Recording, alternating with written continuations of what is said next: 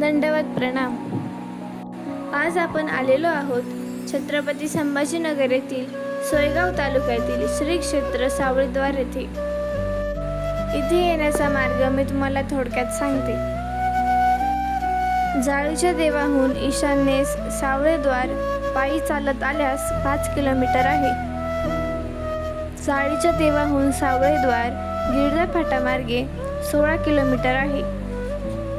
बुलढाणा ते सावळीद्वार जवळपास 50 किलोमीटर आहे आणि सिल्लोड ते सावळीद्वार तोंडापूर फत्तेपूर मार्गे 83 किलोमीटर आहे।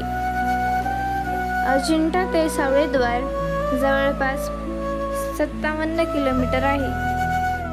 सावळीद्वार येथे येण्यासाठी एसटी बस सेवा उपलब्ध आहे। येथे तीर्थयात्रेकरूंच्या निवासाची सोय आहे। आता आपण जे स्थान बघत आहोत हे आहे अवस्थान स्थान। हे येथील मुख्य स्थान आहे। हे स्थान सावळीद्वार गावाच्या पूर्वविभागी पूर्वाभिमुख देवळात आहे। सर्वज्ञांच्या वेळी येथे गुंफा होती, त्या गुंफेतील हे स्थान आहे। येथील लीळा मी तुम्हाला थोडक्यात सांगते। सर्वज्ञ श्री चक्रधर प्रभू आपल्या परिभ्रमणाच्या पूर्वार्ध काळात तरोड्याहून सावळीद्वाराला आले। त्यांचे या ठिकाणी 20 दिवस वास्तव्य होते। त्यानंतर ते येथून वानसांगवीला गेले। यानंतर याच्या शेजारी आहे आपले दुसरे स्थान आणि या स्थानाचे नाव आहे आरोगणा स्थान। हे स्थान अवस्थान स्थानापासून 5 फूट अंतरावर आहे। येथील लीळा अशी आहे की सर्वज्ञ श्री चक्रधर प्रभू दररोज येथे व्याळी करत असत। आणि यानंतर आपण बघूया येथील तिसरे स्थान, यानी ह्या स्थानाचे नाव आहे आसन स्थान। हे स्थान देवळाच्या गाभाऱ्यातून बाहेर येताच दक्षिण बाजूस म्हणजे उजव्या हातास सभामंडपात आहे। या व्यतिरिक्त सभामंडपात 5 स्थाने आहेत।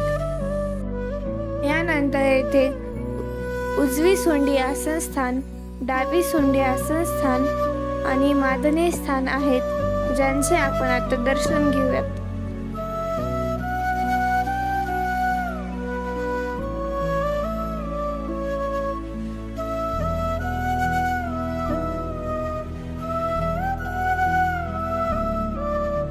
आता आपण बघत आहोत ते आहे येथील निरोपण स्थान। या स्थानाची लीळा मी तुम्हाला थोडक्यात सांगते। या स्थानी श्री चक्रधर प्रभू आपल्या भक्तजनांना ज्ञान निरूपण करत असत।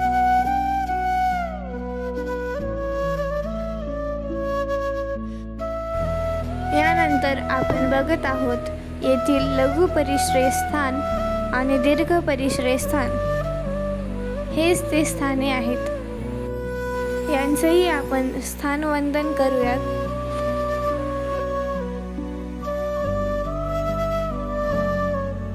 या देवळातून आपण बाहेर निघाल्यावर आपण येथील दक्षिण बाजूस जाऊयात।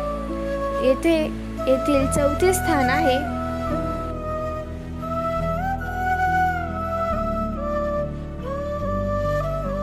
या स्थानाचे नाव आहे पूजा आरोगणा स्थान। सर्वज्ञांच्या वेळी येथे दायनायकांचा आवार होता। या स्थानाची लीळा अशी आहे की सर्वज्ञ श्री चक्रधर प्रभूंना येथे दररोज पूजा आरोगणा होत असे। या स्थानाची मूर्ती देखील अतिशय मनमोहक आहे।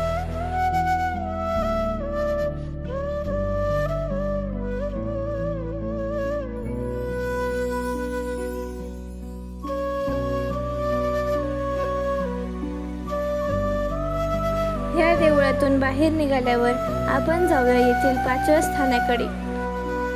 या स्थानाचे नाव आहे विहरण स्थान। हे स्थान देवळाच्या सभामंडपाच्या उत्तरेस सावळीद्वाराच्या पूर्वाभिमुख देवळापुढे चौकात आहे।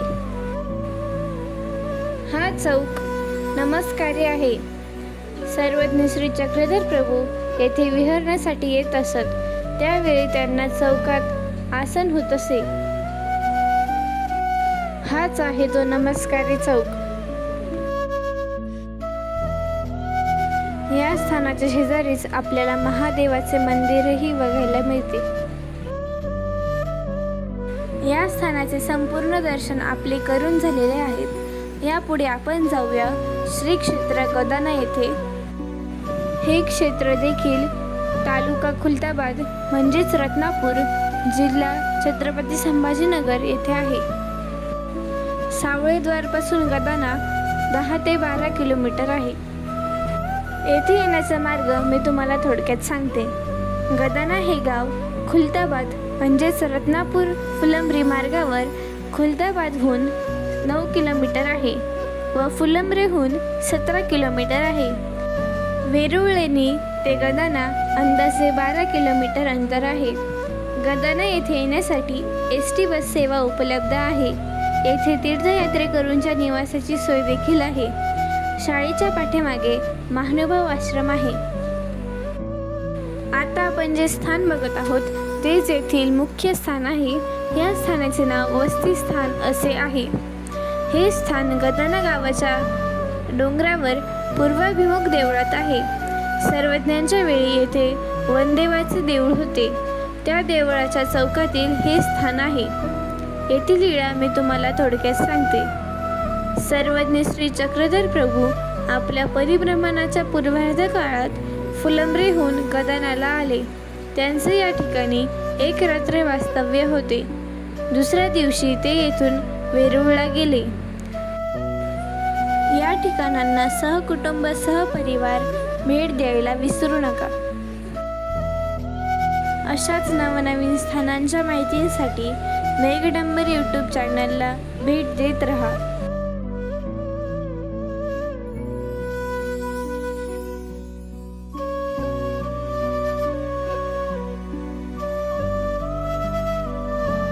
आता आपण जे स्थान बघत आहोत ते देवळाच्या उत्तरेस परिश्रय स्थान आहे.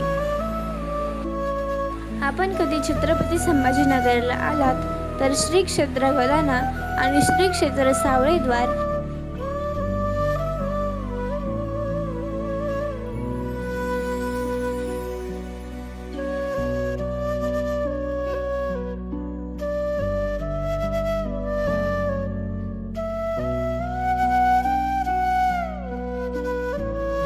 व्हिडिओ आवडल्यास व्हिडिओला लाईक, शेअर आणि चॅनलला सबस्क्राईब अवश्य करा.